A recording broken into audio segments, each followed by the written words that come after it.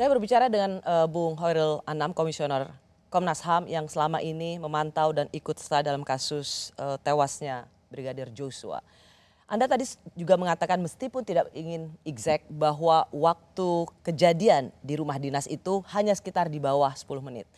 Ada juga informasi yang mengatakan itu sekitar 6 menit. Oke lah, Anda tidak mau mengatakan itu. Tetapi dari timeline yang Anda lihat bahwa memang pembunuhan itu atau apa yang terjadi di TKP itu sangat singkat. Sehingga itu juga membuat pertanyaan atau membuka kecurigaan publik bahwa Brigadir Joshua sudah mengalami penyiksaan sebelum ada di TKP.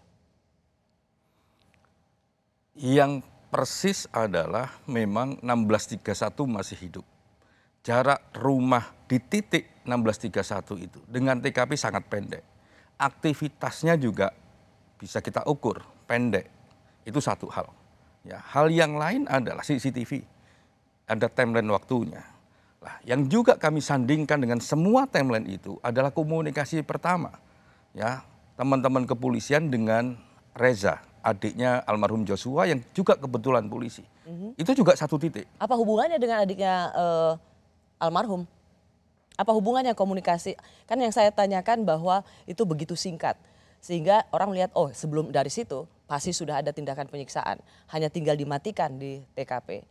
Jadi apa hubungannya dengan komunikasi dengan Reza adiknya Joshua? Saya kepingin memastikan misalnya begini, kapan titik kematiannya, angka kematiannya. Karena kami juga dapat dari Dokes. Ya kan? Dan ada komunikasi, ada pergerakan Reza dengan Dokes. Jadi semua timeline itu kami sandingkan. Makanya ketika kami sandingkan memang sangat pendek. Ya, nggak lebih dari 10 menit. Artinya bisa di bawah 10 menit. Itu pendek sekali. Gitu. Nah, Komnas HAM mendapat angka ini walaupun ini belum solid ya. Itu dari semua perbandingan dari keterangannya keluarga termasuk Reza, dari keterangannya Dokes, misalnya kapan itu jenazah datang dan kapan jenazah mulai diotopsi dan kerangka waktu jenazah itu dengan keterampilan dokter forensik, kematiannya kapan, begitu. Itu kan untuk menunjukkan pendeknya waktu kejahatan itu terjadi.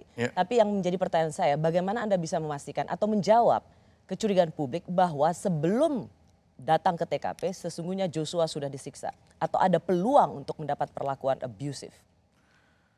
Kalau peluang abusive sangat terbuka, tapi kalau penyiksaan dia punya karakter kalau dalam berbagai pengalaman Komnas HAM itu dia punya karakter tindakan yang memerlukan waktu yang lebih lama dari kalau misalkan dibandingkan dengan tembak menembak misalnya itu memiliki kerangka waktu yang membutuhkan waktu yang lebih lama. Tapi kan Anda nggak punya CCTV yang langsung bisa memastikan bahwa habis PCR langsung ke TKP. Makanya itu, karena semua orang di Indonesia sampai detik ini belum punya CCTV, yang digunakan adalah semua keterangan, semua bukti, semua constraint waktu yang ditimbulkan oleh berbagai percakapan, ya, semua keterangan yang ditimbulkan oleh peristiwa. Seperti tadi, peristiwa kapan Reza dihubungin, kapan masuk rumah sakit, kapan titik kita memastikan dia masih hidup. Saya sebenarnya ingin memastikan bahwa apakah Komnas HAM memiliki confidence bahwa tidak terjadi penyiksaan di luar atau sebelum di tempat rumah dinas. Kalau di awal-awal ya, isu ini kan di awal-awal mati di Magelang, mati dalam perjalanan itu sebenarnya sudah terbantah. Bahkan bukan oleh Komnas HAM, bahkan sudah terbantah oleh pengacara Brigadir Joshua sendiri yang mengatakan 1643 masih berkomunikasi. Bahkan bukan oleh Komnas HAM. Komnas HAM ketika ada komunikasi kayak begitu malah menjadi semakin firm. Memang 1631 yang di kami itu malah masih hidup. Dan juga tertutup kemungkinan ada penyiksaan sebelum di rumah dinas. Kami menunggu ekshumasi, otopsi. Karena mengapa saya tanyakan ini? Karena juga dengan common sense. Kalau memang di tempat luar atau di luar TKP yang jadi rumah dinas, almarhum itu sudah disiksa, buat apa membawa perkara ke rumah dinas? Itu juga jadi pertanyaan kami. Jadi kan selevel Irjen Sambo misalnya, yang pengalaman sersenya juga banyak, kenapa kok itu ada ditaruh di rumah dinasnya?